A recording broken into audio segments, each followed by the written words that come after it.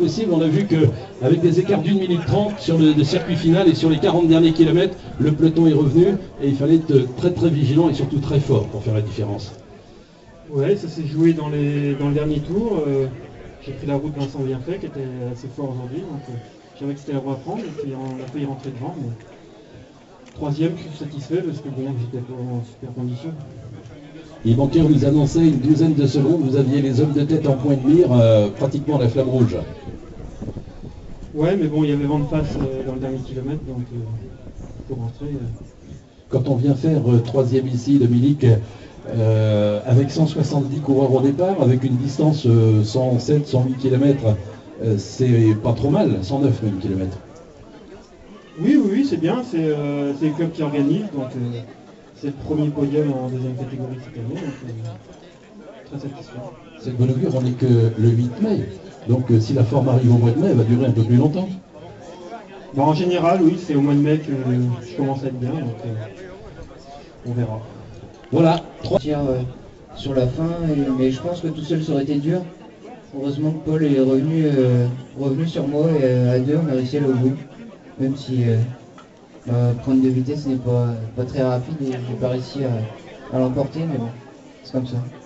Il y avait beaucoup de public, ça donne les jambes un petit peu, un peu plus. Oui, c'est sûr que c'est plus motivant d'être devant quand il y a du monde au bord de la route et ça, c'est très bien. Sébastien, depuis le début de la saison, ça donne quoi? Là, depuis le début de la saison, on a enchaîné des grosses courses au début sur les élites. Avec Manche Atlantique, le Bosquet, tout ça, et j'ai été malade au mois d'avril pendant une semaine et demie. Et là, j'ai repris une semaine. Je suis allé autour des Mauches ce week-end. Je pense que ça va être un peu juste aujourd'hui, mais en fait, j'avais de la force. Voilà, la force, il en avait, puisqu'il a été constamment devant et qu'il avait encore les jambes pour essayer de disputer la victoire à Paul Brien. On l'applaudit très très fort. Voilà, deuxième.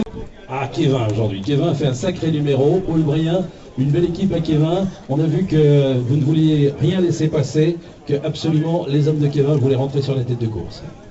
Oui, on se retrouvait avec pas mal de costauds dans le peloton, notamment de Kévin. Donc on savait que le gars qui était devant commençait à avoir des crampes, donc on a forcé en allant sur la cycle en ligne. Kévin était aujourd'hui pour la victoire d'étape, le classement pas trop, puisque vous n'aviez pas d'homme placé. Ouais, non, on ne fait pas du tout le classement général sur ce genre de course. Parce que ce qui est quand même assez compliqué, c'est qu'on a deux courses dans la course, donc quand on est placé, il n'y avait pas moyen de sortir. On l'a vu tout à l'heure pour Guillaume Brault qui a voulu mettre le nez à la fenêtre, et on a vu tous les coureurs de l'UCLH. On est René Taillandier, vous aviez un peu plus de liberté.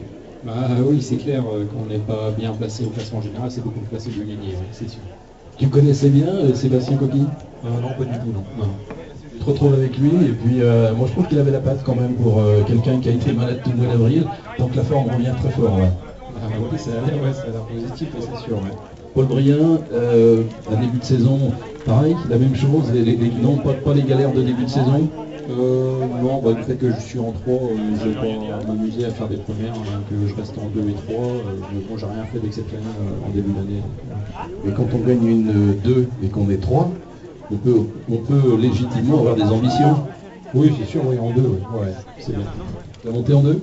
Oui, monter en 2, ouais, et puis marcher en 2, c'est bien. Ouais. Voilà, le vainqueur de l'étape.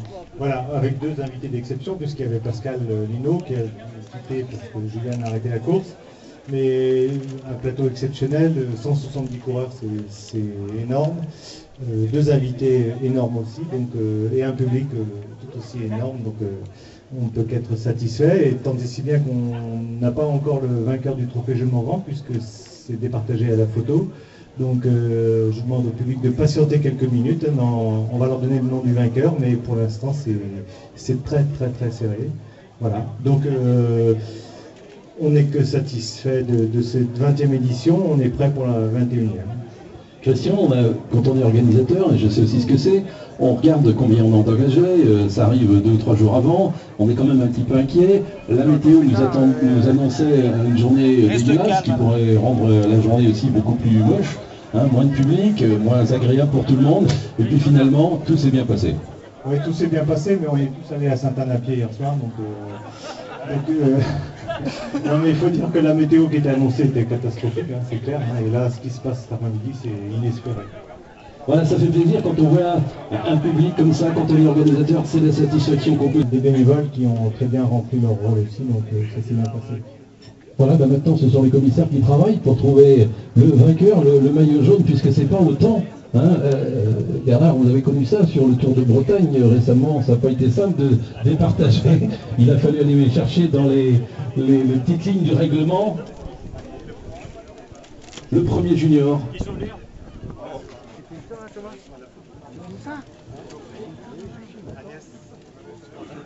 Donc les coupes, les trophées. On lève sa coupe, on lève son trophée, on les applaudit encore très très fort. Allez, on sort les mains des poches.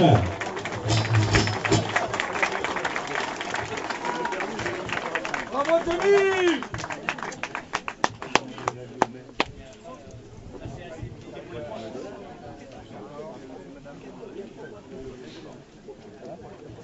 Et puis ça fait du bien également, bien sûr, d'avoir les organisateurs, d'avoir Madame le maire de Ploumelin.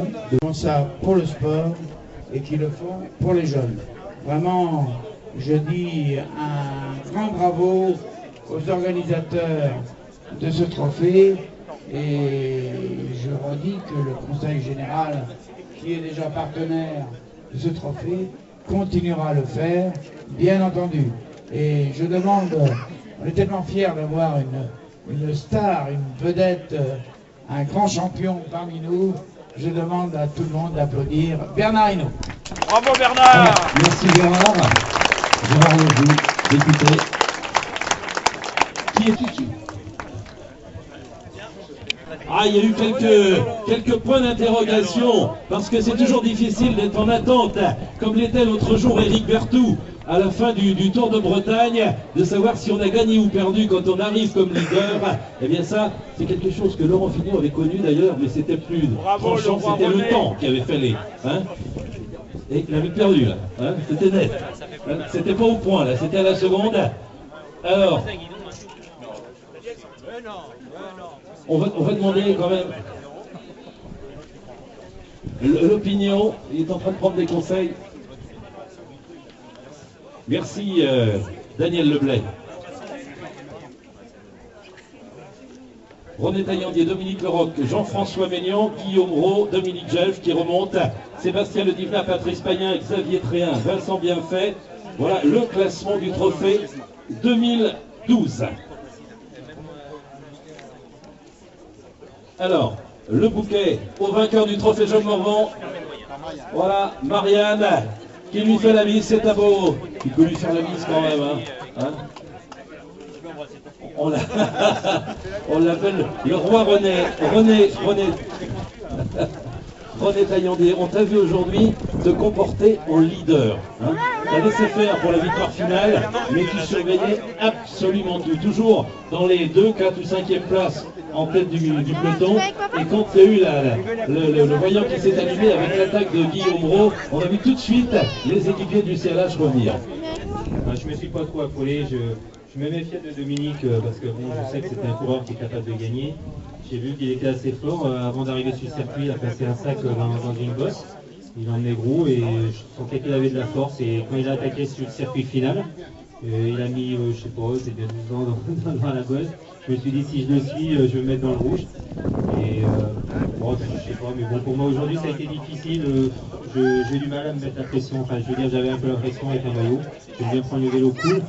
Mais bon, j'étais là, bon, il faut essayer de gagner quand même. Comment on gagne le trophée Jean Morvan? C'est forcément la participation à toutes les épreuves, il faut marquer des points partout, il faut être présent partout. Il faut être présent partout, disons, il faudrait se battre sur toutes les épreuves. Moi, je vois la première, j'aurais pu faire mieux. Bon, j'ai lâché parce que je ne m'étais pas fait vraiment un objectif. Ensuite, Montréal, je me suis un peu loupé aussi. J'avais Xavier qui était devant sur la gagne, donc j'ai mal négocié mon sprint. Et puis dimanche dernier, j'aurais pu faire un peu mieux, j'étais assez fort à Moustoirac. Et puis là aujourd'hui, bon, heureusement j'avais un capital de 2 points, mais bon, personne ne m'a fait de cadeau, on m'a attaqué sans arrêt, bon, mes équipiers ont fait le maximum, je me suis trouvé seul. Donc après, je me suis dit, il faut pas s'affoler, il faut laisser partir, ça reviendra. Et puis dans le dernier tour, je rentre juste sur le petit groupe et puis bon, il y a eu malheureusement une chute, mais j'ai arrivé à passer entre les deux, donc pour quelques points, bon, c'est ce qui compte. Mais René, tu vois, tu viens d'apporter beaucoup de crédit au trophée Job Morvan parce qu'on t'a attaqué de partout. Il y avait encore des possibilités pour certains de gagner, ils ont attaqué. Et ça, c'est très très bon pour valoriser le trophée Job Morvan parce que gagner le trophée Job Morvan, ça veut dire quelque chose.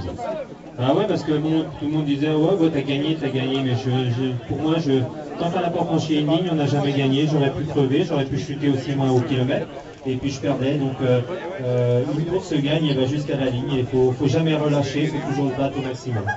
Voilà, on l'applaudit très très fort. René Taillandier, vainqueur du trophée Job Morvan 2012.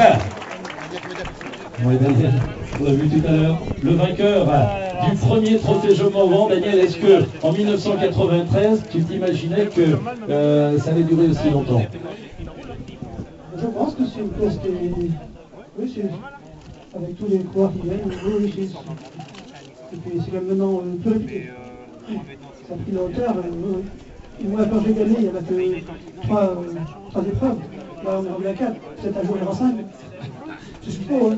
Ça marque quand même, quand on voit une épreuve comme celle-là, du trophée Job Morvan, une page d'histoire de cyclisme avec Job Morvan et de ce qu'a été Bernard Hinault, un ambassadeur du cyclisme breton d'abord, français ensuite, aux quatre coins de la planète. Son palmarès, 5 Tours de France, 3 Tours d'Italie, 3 Dauphinés libérés, 2 Tours d'Espagne, Paris-Roubaix, Championnat du monde, Tour de Lombardie, Liège-Bastogne-Liège, 2 fois. Et on les applaudit encore très fort, ce sera la dernière ovation de cette journée.